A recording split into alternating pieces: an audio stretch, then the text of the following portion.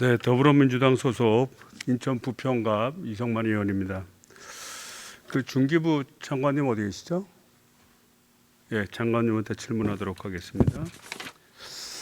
그 벌써 코로나가 한 2년째 좀 진행되고 있는데 그럼에도 불구하고 우리 제조 기반을 한 산업 경제는 굉장히 활성화되고 있습니다. 그리고 수출도 좀 엄청 많이 하고 있죠. 네.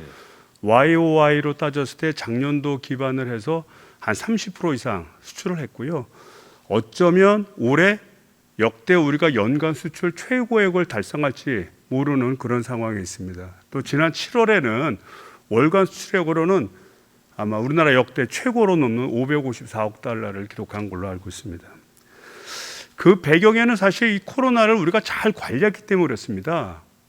여러 가지 요인이 있지만 코로나 관리가 하나의 중요한 요인이었고, 대부분의 선진국들이 코로나 때문에 셧다운을 해서 일을 못하고 여러 가지 곤란을 겪는 과정 속에서도 우리 대한민국은 코로나를 적절히 관리했기 때문이라고 생각이 됩니다. 그 이면에는 방역수칙이라는 원칙을 가지고 전 국민이 함께 했는데요. 그 결과로서 엄청난 피해를 본 업종이 생긴 겁니다. 바로 소상공인, 자영업들이 엄청난 피해를 본 겁니다. 그래서 우리가 몇 차례에 걸쳐 우리 자영업자들한테 지원금을 주고 다시 회복할 수 있는 길을 만들었는데, 이것은 시혜적으로 준 것이 아닙니다. 우리의 경제 성장을 이끈 한 동력의 축으로서 역할을 했고, 우리가 같이 함께 산다는 그런 차원에서 공평하게 나눠 가져야 되는 당연한 권리에 의한 근거라고 생각이 됩니다. 이 점 중기부 장관님 동의하십니까? 네, 동의합니다. 우리 부총리님께서 동의하십니까? 예, 우리 부총님의 동의가 굉장히 중요합니다. 의견을 취지를 같이 합니다, 의원님. 예, 그렇죠. 그래서 지난번에 저희들이 희망 회복 자금을 우리가 집행을 했습니다. 현재까지 그 집행률은 한 어느 정도 되나요? 현재 집행 대상 기준으로 이제 1차, 2차 이제 대상자 기준으로는 한 94%, 그리고 향후에 3차까지 조금 더 추가가 될 확인 결정을 통해서 추가가 될 예정인데요. 그 대상자까지 합쳐도 90% 정도 현재 지급을 했습니다. 예, 고생 많이 하셨고요. 지급 규모를 보면 최소 50만 원부터 최대 2천만 원까지 지급하기로 되어 있는데, 업체별, 그러니까 기업별로 기업별로 대체 한 얼마 정도 평균적으로 지급이 됐습니까? 현재까지 한 222만 원 정도로 추정되고 있습니다. 그래서 이제 222만 원이라는 액수는 바라보는 각도에 따라서 어떻게 보면 크다면 크고 작다면 작다고 볼 수 있는데, 이것이 작년도 7월부터 시작을 해서 올 6월까지 있었던 모든 것을 감안했을 때 그동안 우리가 지원했던 것을 좀 더 보완하기 위해서 지원한 것이죠. 그죠? 예, 보완책을 계속 강구해 왔습니다. 예, 보완으로 지원했는데 사실 222만 원이라고 하는 것은 얼핏 듣기에 다소 부족한 금액이 아닌가 이렇게 생각이 됩니다. 네. 이 점에 대해서 어떻게 생각하십니까? 네, 뭐 충분하지 않다는 점에 대해서는 저도 동의하고요. 그다음에 이제 또 평균값이어서 또 조금 이제 저희들이 느끼는 거하고 좀 다른 점이 있습니다. 예를 들어 최소 금액을 받으신 분들이 40만 원인데요. 이제 금액이 적은 영세업자들이 이제 숫자상으로 좀 많기 때문에 평균을 내면은 좀 많이 좀 내려가는 그런. 뭐 그렇다 하더라도 예. 우리가 이제 최저임금 규모로 따졌을 때 1인이 근로를 해서 한 달에 벌 수 있는 최소한의 액수가 200만 원인데 그 정도 지급했다라고 생각할 수밖에 없지 않습니까? 그래서 제가 이런 말씀을 왜 드리냐면, 아까 말씀드렸던 왜 우리가 자영업자에게 지원해야 되는가, 그 당위성의 문제에 있어서 이게 어렵기 때문에 지원한다, 우리 국민이기 때문에 지원한다, 이런 측의 차원의 조건이 있었던 것이 아닌가 생각이 되는 겁니다. 그렇지 않고 우리 경제가 이렇게 성장할 수 있는 한 배경의 중요한 측면이었다고 생각이 된다면 보다 시각을 바꿔서 새로운 전환점이 필요하다고 봅니다. 동의하십니까? 네, 그렇습니다. 더군다나 자영업 같은 거는 특징이 굉장히 많습니다. 예를 들어서 제조업은 A 업체에서 다른 업종인 B 업체로 이전하려면 굉장히 어렵습니다. 자동차 일을 하다가 갑자기 바이오로 간다, 힘듭니다. 대체성이 약해요. 반면에 자영업은 다른 어떠한 일을 했다 하더라도 어렵고 힘들게 되면 에이 뭐 장사나 하지 또 식당이나 차리지 진입이 굉장히 편합니다. 그러니까 우리 국민들의 취업의 안전을 책임질 수 있는 우물이라고 볼 수 있습니다. 또 하나의 측면은 이 자영업이 무너지게 되면 결국 사회복지 체계로 전환이 됩니다. 그래서 자영업은 단순히 어렵기 때문에 도와주는 게 아니라 우리 국민 경제 전체적으로 보면 안전판이라고 볼 수 있어요. 동의하십니까? 네, 동의합니다. 그래서 중소기업부가 새로 생겼고 미래를 개척하는 마당이라고 한다면 어렵기 때문에 도와주는 그런 차원의 문제가 아니라 국민 경제적 차원에서 건강한 자영업이 얼마큼 있어야 된다는 목표 수준이 존재해야 되는 겁니다. 또 이 자영업이 가지는 특징이 뭐냐면 직업적 대체성이 크기 때문에 자영업의 소득이 올라가면 자연스럽게 그 상위 단계에 있는 중소기업, 중견기업, 대기업의 노동의 급여 자체도 올라가게 됩니다. 왜냐하면 낮아버리면 자영업을 해버리니까. 그래서 우리 경제 전체를 끌고 가는 원동력이라고 볼 수 있어요. 그래서 좀 더 거시적인 목표 의식을 가지고 분석을 해서 논리적인 정합성을 가지고 자영업이 가지는 목표와 그 다음에 달성에 대한 논리를 좀 우리 중기부에서 보다 확실하게 만들어주길 당부드립니다. 네, 알겠습니다. 우리 부총리님 이런 점 동의하십니까? 예, 뭐 의원님 누님 말씀이지만은 저희도 정부도 최대한 지원하려 노력했는데요. 아마 받는 분 입장에서는 저는 뭐 충분하지 않게 생각하실 것 같습니다. 정부가 더 노력하도록 하겠습니다. 그래서 그 지원의 개념보다도요. 어차피 거시경제를 짜고 계시지 않습니까? 거기서 산업별 직업군 거시경제를 짤 때 자영업이 차지하는 논리 구조를 명확히 할 필요가 있다는 거예요. 그래야만 우리 자영업이 활성화돼서 우리 중견기업, 대기업의 근로자들의 급여도 같이 올라가게 됩니다. 밑에서 끌어가니까 이 직업의 대체성 때문에. 그래서 고질적인 이 전체 생산 부분의 자본의 배분과 노동의 배분의 이 차별의 문제가 개선될 수 있는 힘이 바로 자영업에 있다는 겁니다. 그 점을 우리 부총리님께서 이거는 제가 가설적인 주장입니다만 직관적인 가설적 주장입니다만 이런 원칙에 의해서 한번 용역도 해보시고 좀 모델을 짰으면 하는 바람입니다. 동의하십니까? 예, 그 뭐 여러 다방면으로 저희가 점검해 보겠습니다. 그 다음에 이제 저희들이 이제 7월달에 이제 손실보상제도를 법제화했습니다. 소상공인 지원법을 통해서요. 그래서 지원 대상을 보다 명확히 했습니다. 해당 법을 보면은 이 감염법 예방에 관한 법률 제49조 제1항 2호에 따른 조치로서 영업 장소 사용 및 운영 시간 제한 등 대통령령으로 정하는 조치라고 되어 있습니다. 그 조치에 대해서는 손실 보상을 해야 됩니다. 그리고 그 주관 부서로 중기부가 결정돼 있죠. 네. 맞죠? 예. 다만 이 대통령령이 지금 올해로 이제 오늘로 예고된 게 완료되는 날입니다. 뭐라고 얘기하냐면 그 해당되는 조치를 첫 번째 영업장소 내 집합을 금지하는 조치입니다. 그러니까 집합 제한이죠. 집합 금지. 두 번째, 기존 영업시간 중 일부 시간 동안 영업장소 내 집합을 금지하는 조치. 그러니까 일부 시간 동안 제한되는 경우도 된다는 겁니다. 그러니까 쉽게 말해서 집합 금지와 영업 제한을 받은 그런 행정명령에 의한 조치를 받은 우리 중소기업이나 자영업 같은 경우에는 보상이 될 수 있다. 이런 얘기죠. 그죠? 네, 그렇습니다. 그렇다고 한다면 이런 행정명령에 의하지 아니하고 코로나 때문에 실질적으로 받은 업체의 경우에는 손실보상의 대상이 되지 않는다 이렇게 생각할 수 있지 않습니까? 예, 그렇습니다. 그래서 먼저 우리 손실보상에 대해서 제가 한번 좀 묻고자 합니다.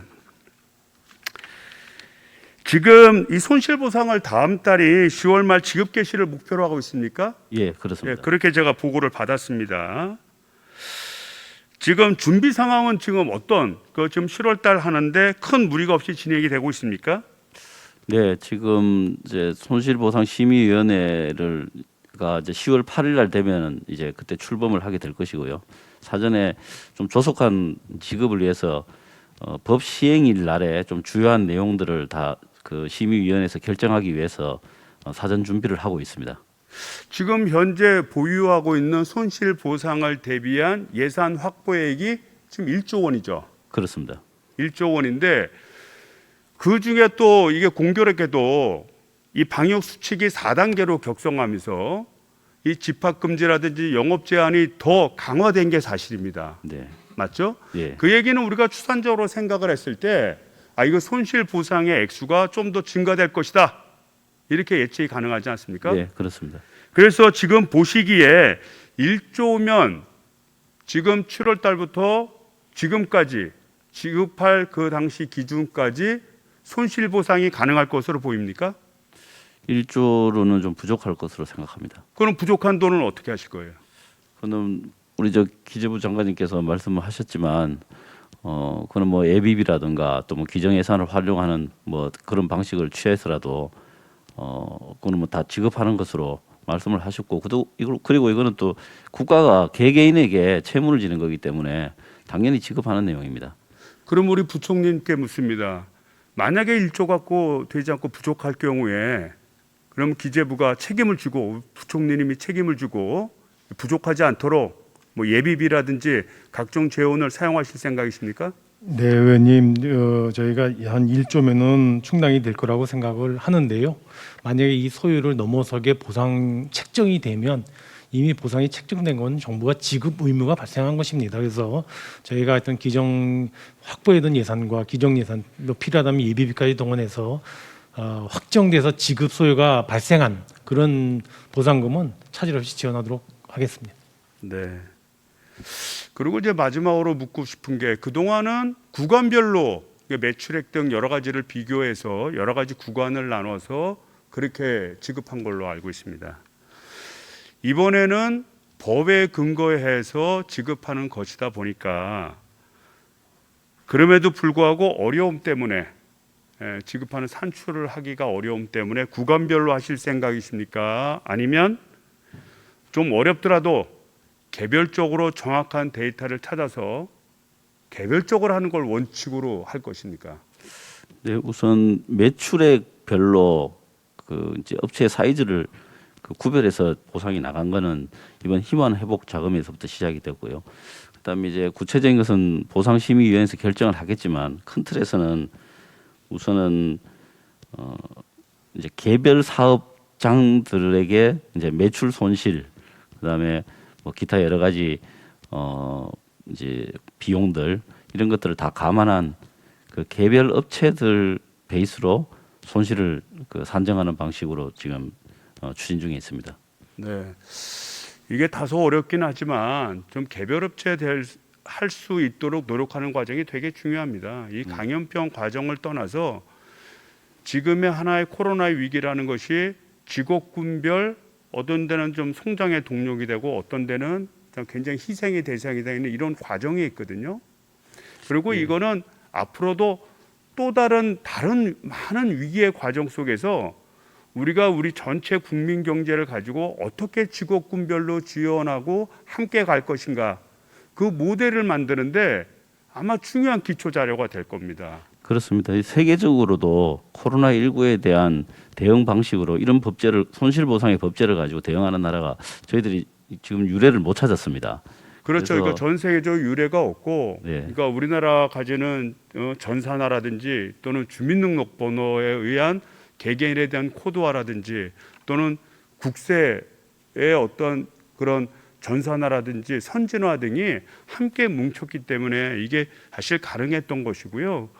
가능할 거라고 또 보고요. 네. 사실은 이거는 우리 공직자 여러분들한테 굉장히 고맙고 감사하게 생각하는 바입니다. 여러분들이 든든하게 그 기초를 만들어주지 않았다면 지금의 우리나라의 경제라든지 지금의 어떤 삶은 선진화된 삶은 아마 존재하지 않았을 겁니다. 그래서 우리가 최초이긴 하지만 보다 개별적이고 정확히 해야 된다는 원칙 속에서 열심히 일해 주실 것을 좀 당부드립니다. 네, 이게 뭐 소상공인들에 대한 좀 새로운 사회 안전망을 세운다고 하는 좀 역사적 의식을 가지고 열심히 하고 있습니다.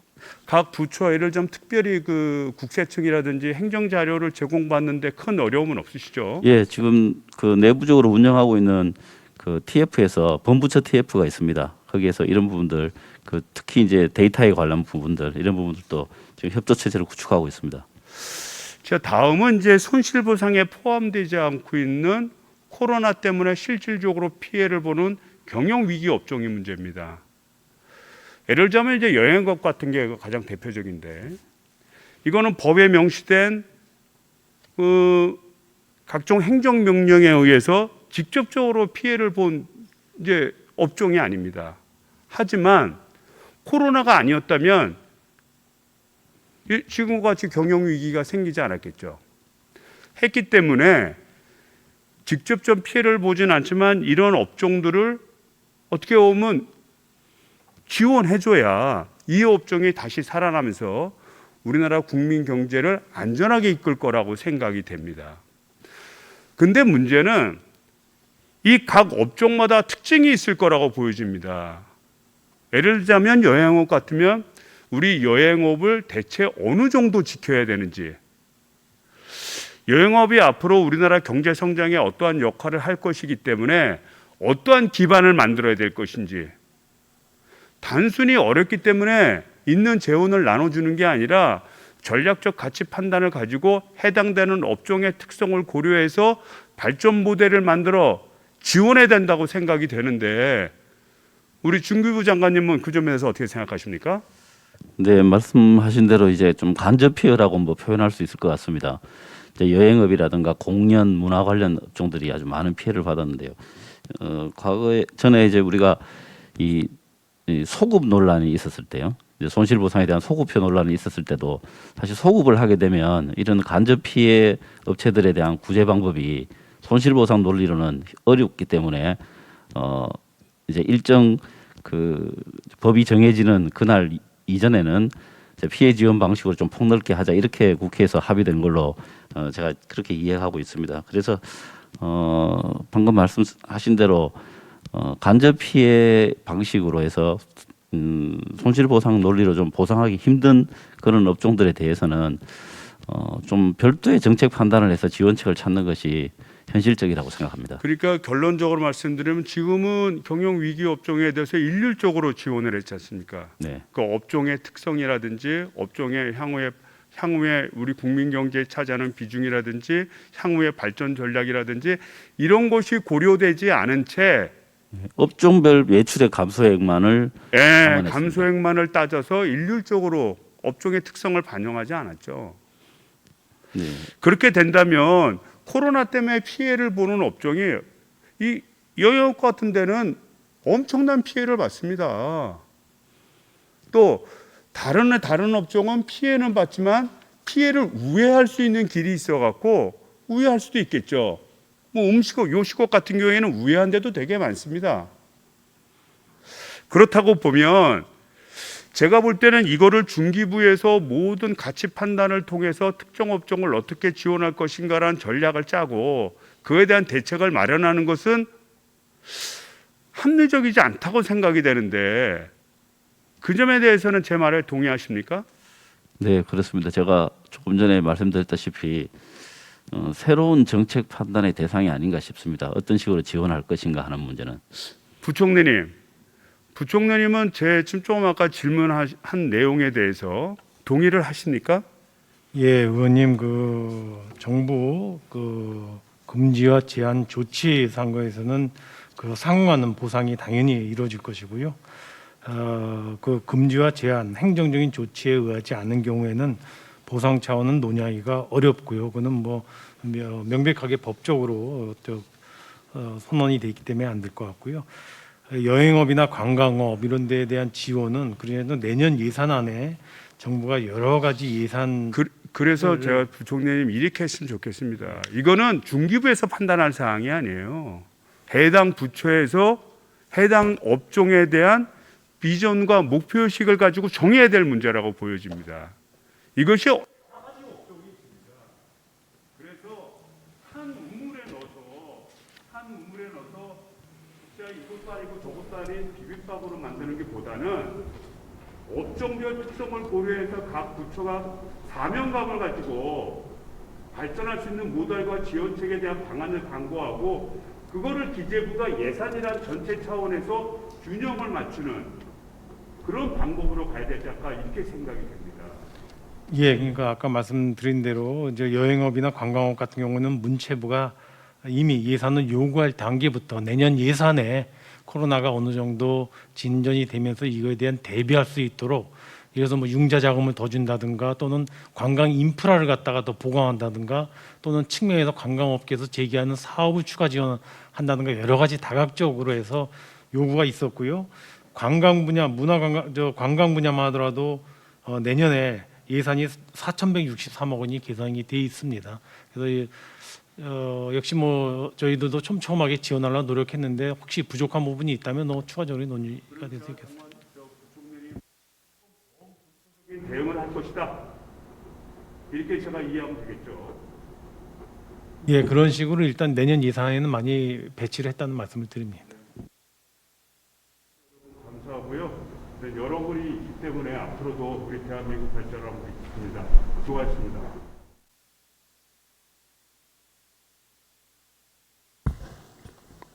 네, 이성만 의원님 수고하셨습니다. 다음은 무소속 비례대표인 존경하는 양정숙 의원님 질의해 주시기 바랍니다.